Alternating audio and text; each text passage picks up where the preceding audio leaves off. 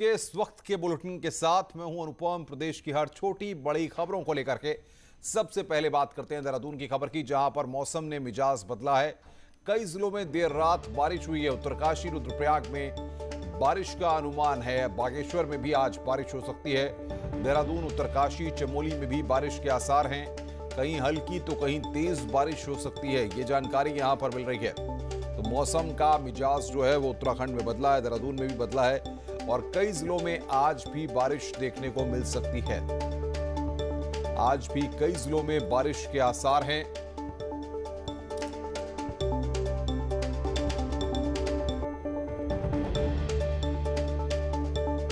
और बातचीत करने के लिए सुनील और प्रभात देहरादून से हमारे संवाददाता हमारे साथ सीधे जुड़ रहे हैं।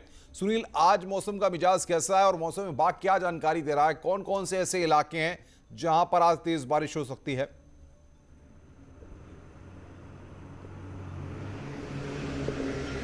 देखिए अनुपम, मौसम विभाग का कहना है कि ये प्री मानसून बारिश है और ये धीरे धीरे पूरे उत्तराखंड में शुरू होगी। चाहे वो पहाड़ हो चाहे मैदान हो, हमने देखा कि सभी जगह लगातार बारिश चल रही है, जैसे मौसम विभाग का पूर्वानुमान था। मौसम विभाग ने ये संभावना जताई है कि 20 जून के आसपास उत्तराखंड में मानसून एंटर करेगा और इस बार की जो बारिश है वो सामान्य रहने की उम्मीद है, क्योंकि लास्ट ईयर में जो बारिश हुई थी मानसून की वो करीब 20% कम थी सामान्य से। तो इस बार थोड़ा अलर्ट रहने की भी लोगों को ज़रूरत है। जिस तरह से हमने देखा कि मानसून से पहले भी लगातार बादल फटने की घटनाएं हुई हैं। मई में हमने देखा कि गढ़वाल से लेकर कुमाऊं तक कई स्थानों पर बादल फटे। तो मौसम विभाग ने इसलिए भी लोगों को अलर्ट किया है कि इस बार की जो बारिश है वो पिछले साल की अपेक्षा अधिक हो सकती है। जी सुनील, हम चाहेंगे कि कैमरामैन से कहिए जरा कुछ तस्वीरें भी हम तक पहुंचाते रहें। साथ ही साथ जरा बताइए मैदानी और पहाड़ी इलाकों में कौन कौन से जिले हैं जहां पर आज बारिश हो सकती है?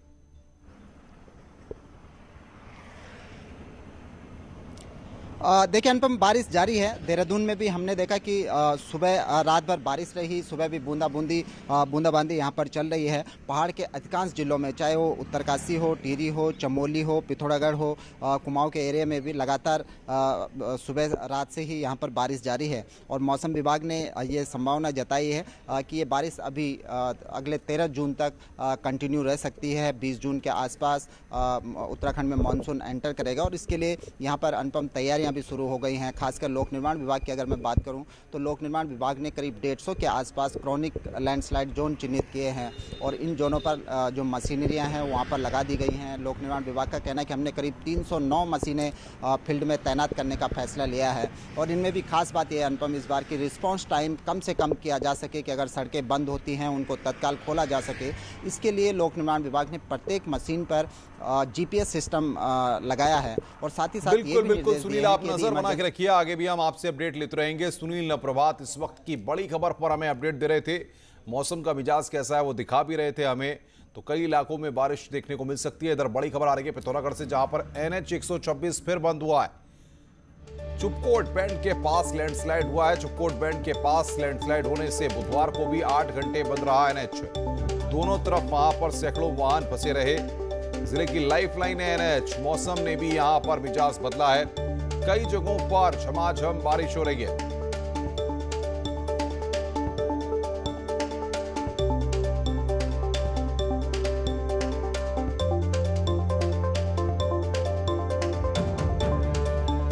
और बातचीत करने के लिए पिथौरागढ़ से हमारे संवाददाता विजय वर्धन उप्रेती हमारे साथ जुड़ रहे हैं। विजय, फिलहाल क्या जानकारी है, किस तरीके से मार्ग को खोला जा रहा है?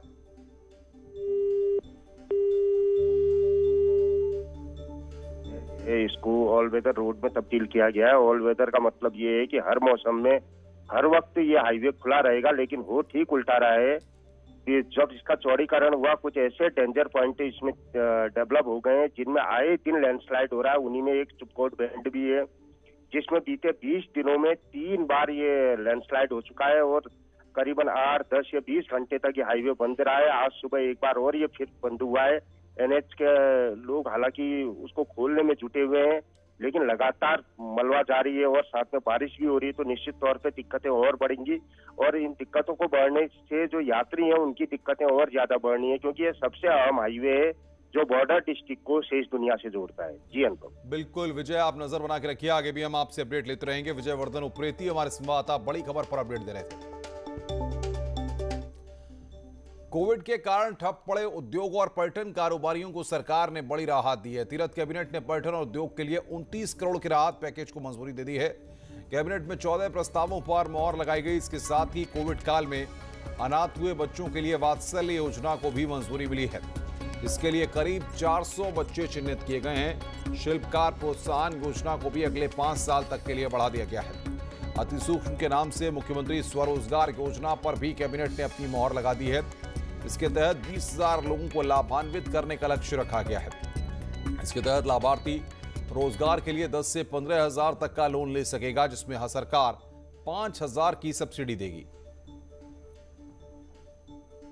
मुख्यमंत्री स्वरोजगार योजना अति सूक्ष्म नैनो उद्यम, जो खासकर ग्रामीण क्षेत्र में जिस तरह से लोग लौट के आए हैं या कोविड का प्रभाव पड़ा है, उनके लिए एक योजना आज शुरुआत करने का निर्णय लिया, जिस योजना में 20,000 लोगों को लाभान्वित करने का लक्ष्य है। कोविड से प्रभावित पर्यटन व्यवसायियों को तकरीबन 29 करोड़ रुपए का एक राहत पैकेज कैबिनेट ने मंजूर किया है। 29 करोड़। इसमें 50,000 निजी होटल, ढाबे, रेस्टोरेंट आदि के कर्मचारियों को एक मुश्त 5,000 रुपया डीबीटी के माध्यम से दिया जाएगा। आगे बढ़ते हैं। उधम सिंह नगर में फर्जी प्रमाण पत्र लगाकर चुनाव लड़ने वाले पूर्व जिला पंचायत उपाध्यक्ष त्रिनाथ विश्वास को थाना पंतनगर पुलिस ने गिरफ्तार किया है। आरोपी को थाना पुलिस द्वारा कोर्ट में पेश करने के बाद जेल भेज दिया गया। साल 2019 में बीजेपी की तरफ से पंचायत चुनाव के दौरान त्रिनाथ विश्वास द्वारा फर्जी प्रमाण पत्र प्रस्तुत करके चुनाव लड़ा गया था। इसमें उन्होंने जिला पंचायत सदस्य के रूप में जीत भी हासिल की थी। शिकायत के बाद प्रशासन ने उसके प्रमाण पत्रों की जांच की, जो फर्जी पाए गए, जिसके बाद उसकी सदस्यता रद्द कर दी गई। बाद में त्रिनाथ ने बीजेपी छोड़ आम आदमी पार्टी ज्वाइन कर ली थी। फिलहाल आरोपी को गिरफ्तार कर जेल भेज दिया गया है। पंतनगर थाने में फर्जीवाड़े को लेकर के एक मुकदमा कायम था, जिसके अंतर्गत ये था कि 2019 में जो इलेक्शन हुए थे, लोकल इलेक्शन, उसमें फर्जी प्रमाण पत्र यूज किए गए थे। तो उसमें त्रिनाथ विश्वास वांछित चल रहे थे, उनकी कल रात को अरेस्ट की गई। देहरादून विजिलेंस की टीम ने रुड़की के पिरान कलियर में 10,000 की रिश्वत लेते हुए दरगाह प्रबंधन हारून को रंगे हाथों गिरफ्तार किया है। आपको बता दें कि शिकायतकर्ता सुपरवाइजर को पिछले दिनों नौकरी से निकाल दिया गया था, लेकिन पुनः बहाली और सैलरी के लिए दरगाह प्रबंधन ने उससे 1.5 लाख की मांग की थी। इसमें सुपरवाइजर ने किश्तों में रुपए देने की बात कही। वहीं पीड़ित सुपरवाइजर ने इसकी शिकायत विजिलेंस टीम को दी थी और आज देहरादून से आई विजिलेंस की टीम ने आरोपी को मौके पर रिश्वत लेते हुए दबोच लिया।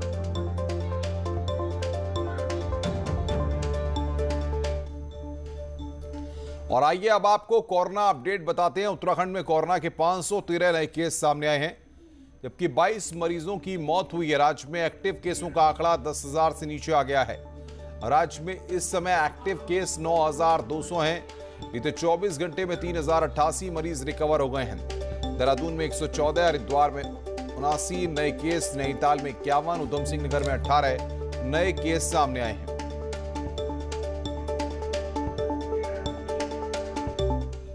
ऐसा लगता है कि उत्तराखंड परिवहन विभाग के लिए कोविड खत्म हो गया है। रोडवेज की बसों में अब सोशल डिस्टेंसिंग का कोई पालन नहीं किया जाएगा। उत्तराखंड में अब बसें पहले की तरह ही चलेंगी, यानी 100% क्षमता के साथ बसें चल सकेंगी। परिवहन विभाग ने नई गाइडलाइन जारी की है, जिसके तहत राज्य के अंदर और अंतर्राज्यीय रूट पर निर्धारित क्षमता के साथ बसें चल सकेंगी। हालांकि बसों में खड़े होकर सफर की मनाही है और किराया भी नियत दर पर ही लिया जाएगा।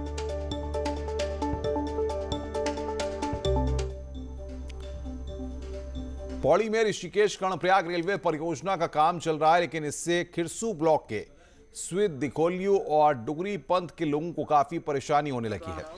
ग्रामीणों का आरोप है कि तेज ब्लास्टिंग होने के चलते उनके मकानों में दरारें आ गई हैं। वहीं जिलाधिकारी ने मामले में जांच के आदेश दिए हैं और कहा है कि जांच के बाद मुआवजे को लेकर बातचीत की जाएगी। ये जो है हमें हर टाइम पर डर लगा रहता है, मतलब कि कभी गिर सकता है। इतना तेज का जो वो ब्लास्टिंग करते हैं कि मतलब भूकंप से भी ज़्यादा मतलब थरथराहट होता है, तो डर के मारे हम लोग बाहर निकल जाते हैं। ग्रामवासियों ने अपनी बात बताया है कि उनके घरों में दरारें आ गई हैं, संबंधित पटवारी को निर्देश जारी कर दिया है कि आप उस क्षेत्र में परीक्षण कर लीजिए और जहाँ जहाँ पे दरार आ रखी है, जहाँ जहाँ पे नुकसान हो रखा है, उसके प्रस्ताव बना के रेल विकास निगम को अवगत कराएंगे। उस पर मुआवजा का जो भी प्रक्रिया रहेगी, रेल विकास निगम पूर्ण करते हुए मुआवजा भी उपलब्ध करा सकता है। सरकारी विभागों में ठेकेदारों के नियमों में ढील दिए जाने की सिफारिश की गई है, इससे बेरोजगारों को रोजगार मिल सके। वहीं कांग्रेस का कहना है कि सरकारी खजाने की लूट का रास्ता खोला जा रहा है।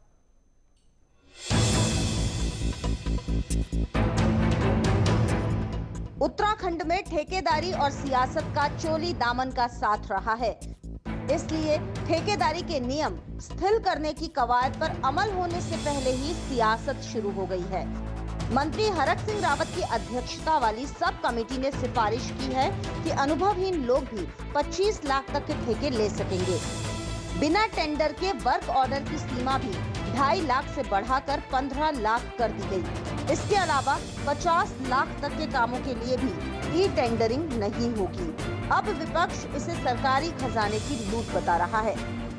सरकारी खजाने की लूट की पूरी छूट, अंधा बांटे रेवड़ी अपने अपने को दे। 2.5 लाख मतलब आप दुगना करते तो 5 लाख होता, आप तिगना करते मतलब आप 2.5 लाख वाले को 15 लाख तक की आप अनुमन्य कर रहे हैं, आप 50 लाख तक का अनुमन्य कर रहे हैं बिना ई टेंडरिंग के।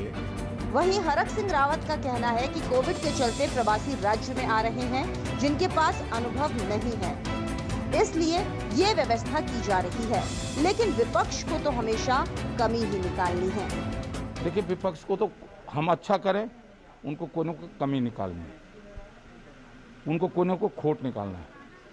ये 101% केवल कोविड और इस महामारी के कारण उनको ये भी नहीं दिखाई दे रहा है कि ऐसे महामारी के समय में मजदूर नहीं मिल रहे हैं, लोकल लेवल पे लोगों को काम मिलना है, लोकल लेवल पे लोगों को रोजगार मिलेगा। ये सच है कि कोविड के चलते बड़ी संख्या में प्रवासी राज्य में वापस लौटे हैं और उनके पास ठेकेदारी का कोई अनुभव नहीं है, लेकिन अनुभवहीन लोगों से काम कराने का फर्क गुणवत्ता पर भी पड़ने का हमेशा संशय बना रहेगा। न्यूज़ 18 के लिए देहरादून से सुनील नवप्रभात की रिपोर्ट। आगे बढ़ते हैं उत्तरकाशी से खबर, जहां पर भूस्खलन से रोड ब्लॉक हुई है। भूस्खलन से बॉर्डर रोड ब्लॉक हो गई है। भैरव घाटी कोपांग नेलांग बॉर्डर रोड ब्लॉक हुई है। रोड के दोनों तरफ सेना आईटीबीपी की गाड़ियां फंसी हुई हैं। सूत्र इस बात की जानकारी दे रहे हैं। बीआरओ आईटीबीपी बॉर्डर रोड खोलने में वहां पर जुटी हुई है। बड़ी खबर इस वक्त हमारे पास आ रही है। आईटीबीपी की गाड़ियां भी वहां पर फंसी हुई हैं। बीआरओ आईटीबीपी बॉर्डर रोड खोलने में वहां पर जुटी है। भूस्खलन से बॉर्डर रोड वहां पर ब्लॉक हो गई है। भैरव घाटी कोपांग नेलांग बॉर्डर रोड ब्लॉक हुई है।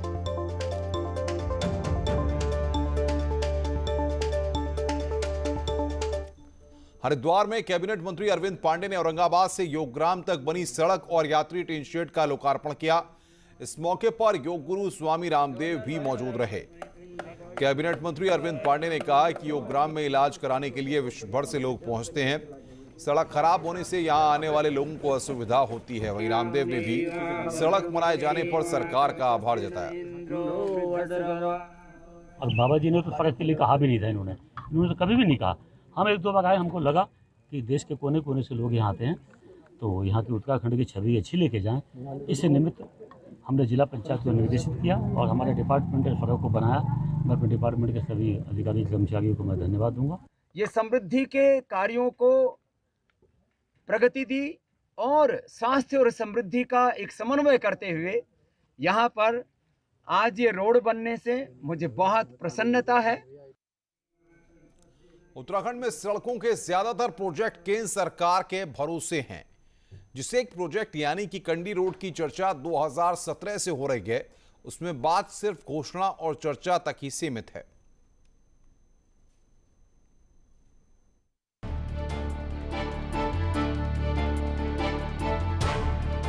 उत्तराखंड में सड़कों से जुड़े ज्यादातर बड़े प्रोजेक्ट्स केंद्र सरकार के भरोसे हैं।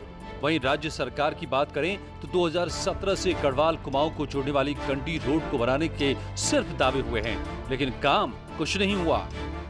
सारे दिग्गज कह चुके हैं, केंद्र की सरकार भी कह चुकी है और राज्य की सरकार भी कह चुकी है, तब भी कंडी रोड नहीं बन पा रही है। अरे कब बनेगी? 2017 से आप कह रहे कि कंडी रोड का निर्माण होगा, कंडी रोड का निर्माण होगा, लेकिन होगा कब? अब तो सरकार की विदाई का वक्त आ गया है। उत्तराखंड के लिए कंडी रोड खास है। इससे गढ़वाल और कुमाऊं के जिलों के बीच दूरी कम होगी। वहीं लोगों को उत्तर प्रदेश से होकर नहीं जाना पड़ेगा। लेकिन कॉर्बेट नेशनल पार्क का बफर जोन होने की वजह से काम आसान नहीं है। वन मंत्री हरक सिंह के पास भी कंडी रोड प्रोजेक्ट को लेकर कोई ठोस जवाब नहीं है। नहीं, उसके लिए कर रहे हैं, धीरे धीरे स्टेप बाय स्टेप कर रहे हैं। अभी पहला पार्ट लाडांग चिलाखाल का भारत सरकार ने हमको स्वीकृति दी है, कुछ शर्तें लगाई हैं, उस पर हम शीतलीकरण मांग रहे हैं। अगर शीतलीकरण नहीं भी मिलेगा तो भी हमारा टेंडर हो गया है, काम शुरू होने जा रहा है।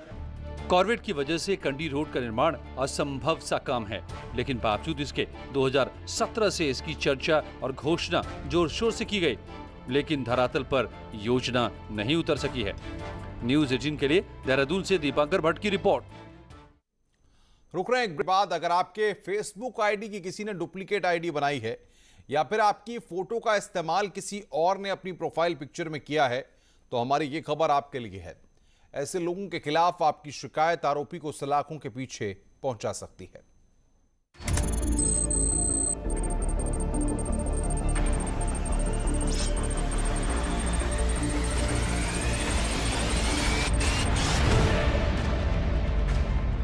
पिछले 6 महीने के अंदर साइबर क्राइम सेल में सोशल साइट से क्राइम का ग्राफ 30% की रफ्तार से बढ़ा है। कहीं डुप्लीकेट प्रोफाइल पिक्चर के जरिए पैसे मांगने के केस सामने आ रहे हैं, तो कहीं प्रोफाइल पिक्चर का दूसरे व्यक्ति द्वारा इस्तेमाल होने की शिकायत मिली है। वहीं लिंक ओपन करके भी ठगी के केस सामने आ रहे हैं। मेरी वाइफ की तो फोटो आती है और नाम किसी रानी कौर का आता है। फ़ोन मेरा बहुत पहले खो गया था, वो तो मिला नहीं, तो मेरी वाइफ की आईडी भी इसने हैक कर ली किसी ने। तो मेरे पास बार-बार फ़ोन आ रहा है कि आपकी वाइफ का नाम कैसे बदल गया। तब मैंने चेक करा तो पता लगा।